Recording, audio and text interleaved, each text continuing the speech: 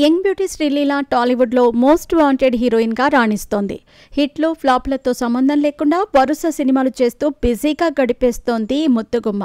తెలుగుతో పాటు హిందీ, తమిళ్ భాషల్లో కలిపి 3కు పైగా ప్రాజెక్టులు ఈ అమ్మడు చేతిలో ఉన్నాయి. అయితే తాజా అప్డేట్ ప్రకారం అఖిల్, లెనిన్ సినిమా నుంచి ఈ ముద్దుగుమ్మ తప్పుకున్నట్టు సినీ వర్గాల్లో ప్రచారం జరుగుతోంది.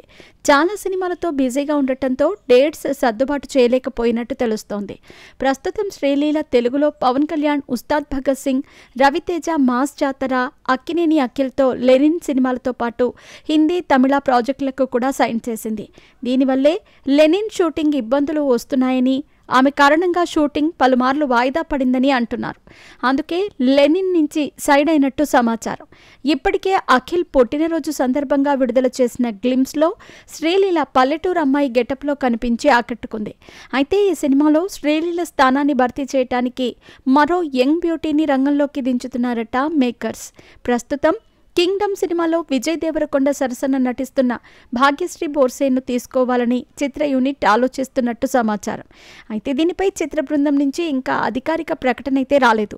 ఈ వార్తలు నిజమా కాదా అనేది తెలియాలంటే మరికొన్ని రోజులు వేచి చూడాలి. భాగ్యశ్రీ రవితేజ సరసన మిస్టర్ బచ్చన్ సినిమాతో తెలుగులో అరంగేట్రం చేసింది.